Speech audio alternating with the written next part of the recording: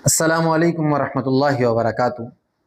دوستو، اسلام دین فطرت ہے اور صحیح اور سلیم الفطرت انسان کو اپنی طرف کھینچ لیتا ہے۔ یہی وجہ ہے کہ آج اسلام سب سے تیزی سے پھیلنے والا مذہب ہے، اور جو لوگ اسلام قبول کر رہے ہیں وہ اس کے مکمل اور ہمگیر نظام ہونے کی وجہ سے ہی قبول کر رہے ہیں، اور یہ بات دشمنان اسلام کو کسی زمانے میں برداشت نہیں ہوئی اور نہ آج ہو رہی ہے۔ چنانچہ باقاعدہ پروپیگنڈے کے تحت اسلام اور شعائر اسلام پر اعتراضات کر کے اسلام اور مسلمانوں کو بدنام کرنے کی ناپاک کوششیں ہوتی رہی ہیں، اور آج اس میں بہت تیزی کے ساتھ اضافہ ہوتا جا رہا ہے۔ اسلام اور اس کی کلیات و جزیات کے خلاف اٹھائے جانے والے یہ بیہودہ قسم کے اعتراضات اور شبہات کو بڑے پیمانے پر عام کیا جا رہا ہے۔ میڈیا ہو، سوشل میڈیا ہو، ان کے ذریعے اسلام مخالف اعتراضات و شبہات کو گھر گھر تک پہنچایا جا رہا ہے، اور یہ شبہات گھر گھر پہنچ چکے ہیں۔ مسلمانوں کو اللہ تعالیٰ کے وجود، اللہ تعالیٰ کی صفات، نبوت و رسالت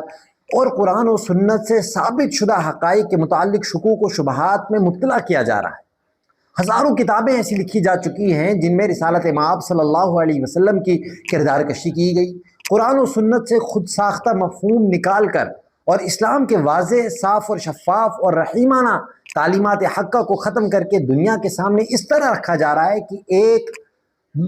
بڑا طبقہ مسلمانوں اور غیر مسلموں میں ایسا پیدا ہو گیا جو ان دھوکوں میں، ان فریب کاریوں میں آ کر اسلام اور مسلمانوں سے متنفر ہو رہا ہے۔ ایکس مسلمز ہوں، مرتدین ہوں، ان کا ایک بڑا گروہ وجود میں آ گیا ہے، جنہیں انتہا پسند طاقتوں کا تحفظ حاصل ہے، اور وہ قانون اور آئین ہند کی پرواہ کیے بغیر سوشل میڈیا پر شاعر اسلام کے خلاف گستاخیاں کرتے رہتے ہیں۔ دوستوں، موجودہ دور میں امت مسلمہ کے لیے سب سے بڑا چیلنج دین اور ایمان کی حفاظت اور نئی نسل میں بڑھتی ہوئی بے دینی، الحاد کا سیلاب پر روک لگانا ہے۔ آج کے مسلم نوجوانوں کا بڑا طبقہ دین و مذہب کی بنیادی معلومات سے ناواقف ہونے اور نام نہاد سوشل میڈیائی مفکرین سے ملنے یا ان کو سننے سے ایسے نظریات کا حامل بن جاتا ہے کہ جن کو زبان پر تک لانا گوارا نہیں ہوتا۔ چنانچہ آپ اسکولوں، کالجز اور یونیورسٹیز کے بچوں کو دیکھیں، وہاں کے بچے، نوجوان، ان کے ذہنوں کو یوں متنفر کیا جاتا ہے کہ ایک چھوٹا سا بچہ بھی یہ کہہ رہا ہوتا ہے کہ بھائی اگر میں نے خدا کو نہیں دیکھا تو میں کیوں مانوں؟ اگر میں نے جنت کو، جہنم کو نہیں دیکھا تو کیوں میں اس پر ایمان لاؤں؟ یہ صورتحال مسلمانوں کے لیے لمحہ فکریہ ہے، اور اس سے یہ اندازہ لگانا مشکل نہیں کہ نئی نسل کتنی تیزی کے ساتھ کس راہ پر گامزن ہے۔ لہٰذا سخت ضرورت ہے اس بات کی کہ اپنے سماج میں شرعی عقائد اور قوانین اسلامی کے سلسلے میں اعتماد کی ایسی فضا عام کی جائے کہ عقلی طور پر بھی مسلمان مردوں، عورتوں کے ذہن میں یہ بات بیٹھ جائے کہ اسلامی عقائد اصول فطرت اور عقل سلیم کے موافق ہیں، اور وہ کسی طرح کے شکوک و شبہات میں مبتلا ہونے کے بجائے اپنے ایمان پر مطمئن رہیں اور خوش رہیں۔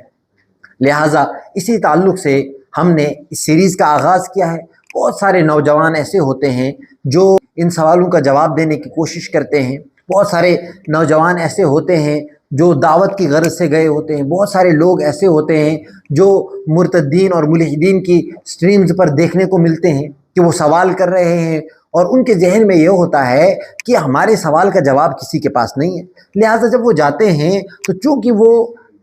بحث و مباحثے کے اصولی بنیادوں سے واقف نہیں ہوتے ہیں، ان کو یہ نہیں معلوم ہوتا کہ گفتگو کس طریقے سے کرنی ہے، لہٰذا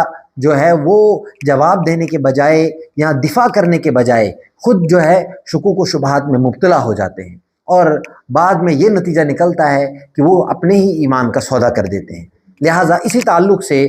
ہم اس سیریز کا آغاز کر رہے ہیں۔ اس میں انشاءاللہ ہم بتائیں گے کہ ملحدین کے ساتھ، مرتدین کے ساتھ، یا اسی طریقے سے ان لوگوں کے ساتھ جو اسلام کے خلاف اعتراضات کرتے ہیں اور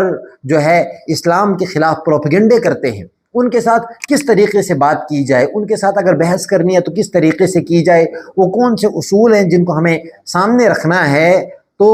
ان اصولوں سے انشاءاللہ اس سیریز میں واقف کرایا جائے گا۔